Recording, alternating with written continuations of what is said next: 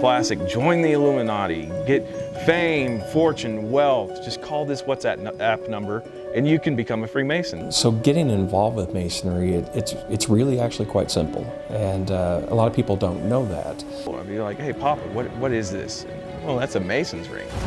Well, can you be a Mason? No, I can't be a Mason. Well, can I be a Mason? No, you can't be a Mason. So I grew up kind of like just thinking that I could never be a Mason. There was no possibility. The basic phrase that you hear is, to be a Mason, you have to ask a Mason. And that's it. The reason why it was started, nobody really knows. So it's religious, it's more of a cult-like religion than anything. It segregates people according to their skin color. It bans people from entering according to their gender. But it's, everyone's like, oh, it's Washington, D.C. is this masonic, blah, blah, blah, and that's where everybody meets. At the time, the majority of people who were running the country happened to be Masons, but there wasn't the connection that people are making it out to be. But it's the creation of the United States for sure.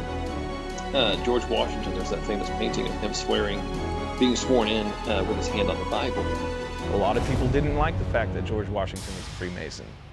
And that's also part of the American judicial system. Where that comes from is that George Washington was a Freemason, and he wanted to be sworn into the country in a similar fashion as his Masonic obligations. Binding myself under no less a penalty than that of having my throat cut across, my tongue torn out by its roots, and buried in the rough sands of the sea at low water mark, where the tide ebbs and flows twice in 24 hours, should I ever knowingly or willingly violate this my solemn oath or obligation as an entered apprentice Mason.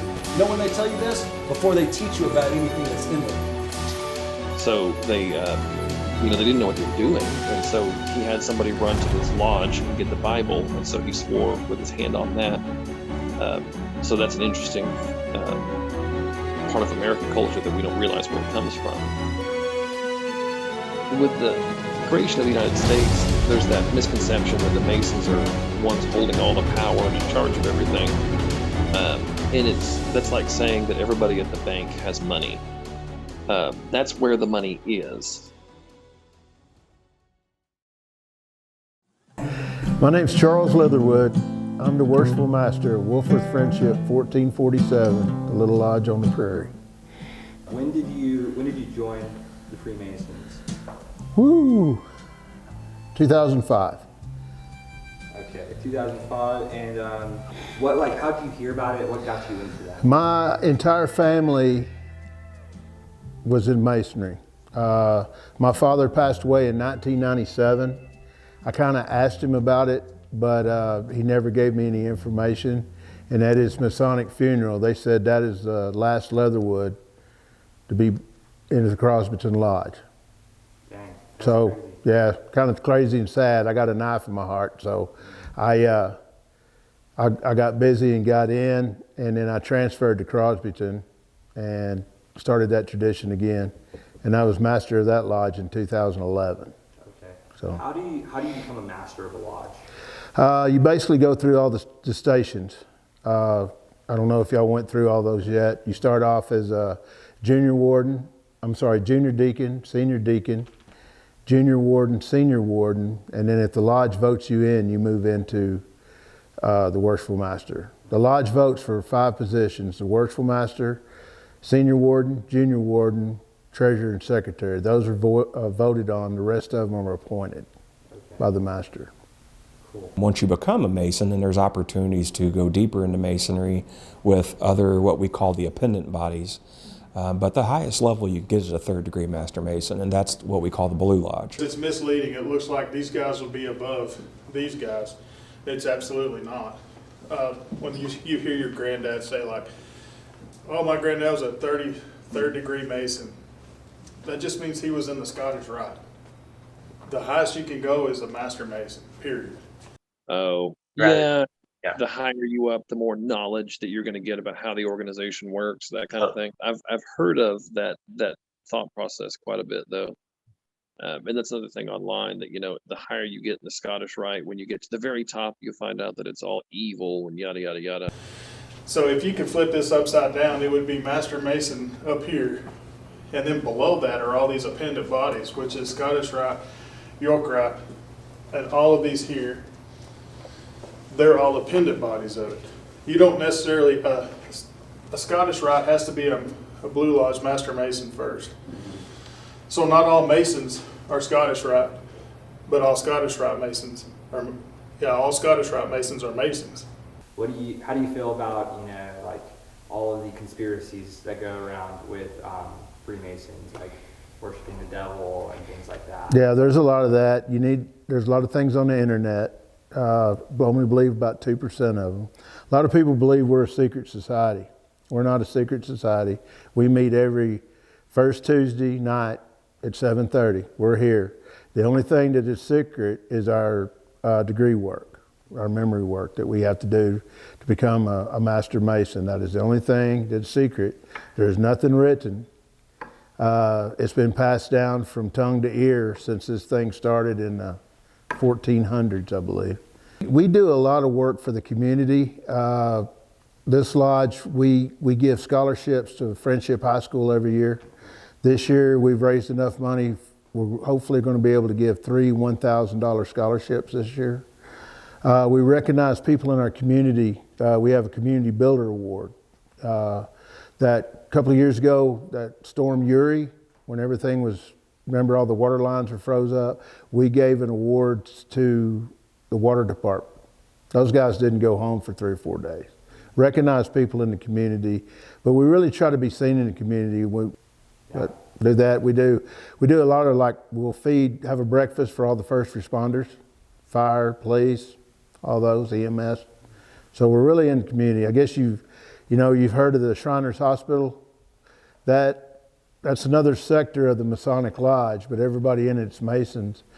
The children that get worked on there for whatever their ailment doesn't cost them a dime. Same way with the Shriners Burn Hospital, all that. It doesn't cost them a dime, or the family, to do it. So that's what I like, being associated with something like that. We also have the Fantastic Teeth program, where every Masonic Lodge in the state of Texas, we get toothbrush kits for every first grader. So our region is actually like bomb diggity bomb on that, right? We hand out the most toothbrushes out of all the other Masonic districts, and we get these toothbrushes to these kids, these first grade kids, 8 years old. You got to think about that. At 8 years old, the first time that I was a part of this charity, an 8-year-old came up and said, "Hey, I don't have to share a toothbrush with my brothers anymore." I mean, that's just like, that hits you right in the heart. We also have our other independent bodies, and each independent body has something that they do. We have the Scottish Rite, which is the building that we're in right now. The Scottish Rite Learning Center teaches teachers how to teach kids with dyslexia. We have the Shriners. The Shriners, they donate money and raise money for the Shriners Children's Hospital. We have the Grotto. They raise money for special smiles for special kids. So kids with cleft palate, CP, any smile that needs to have some sort of dental surgery to give a kid confidence, we provide surgeries for those. And what do you all do specifically in Lubbock, or how is the Masonry different for here in Lubbock than it would be somewhere else? I think it's probably very similar to what it would be in other places. Texas Masonry, on the other hand, there is a collegiality among Texas Masons that I think is unique and different from Masons in other states across the country. So there's just something about being a Texas Mason. If you were living in the state of Texas right now, you can thank a Freemason. Almost everybody involved in the Texas independence was a Freemason. Sam Houston, Freemason. Anson Jones, Freemason. Davy Crockett, Freemason. James Bowie, Freemason. William B. Travis, Freemason. Juan Seguin, Freemason. Everybody involved in the Texas independence was Freemasonry, or was a Freemason. So really and truly, you got to look even past the independence of Texas or the Texas Revolution. You have to look into the American Revolution, because that's really what kind of tied it in. King George was not a Freemason, but there were, I want to say, 13 or 14 signers of the Constitution that were Freemasons. I believe that there were 15 signers of the Declaration of Independence that were Freemasons. So the Boston Tea Party Those guys were all Freemasons. And the honest reality of it is you have people like King James, the King James Bible. He was suspected to be a Freemason. And then you have other people who you can trace Masonic roots all the way back to the 1300s. So they thought that Freemasons were intertwined in the government at the deepest levels and weren't being honest with the people of the world. That was the reason that Adolf Hitler also hated the Masons. And when he first invaded France, the first place he went to was the French Masonic lodges, because it would have held the roster for all the important people. And they actually, Germany did not give those books back until about 10 or 15 years ago as well. Yeah, everybody thinks that the roster for the Masonic Lodge holds all the important people in the universe. Well, you know who the important people of your city were before you knew who that went to lodge or not.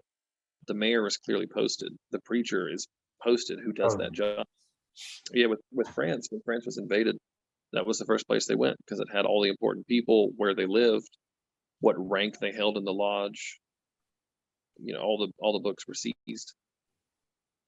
And I got that from the rise and fall of the Third Reich.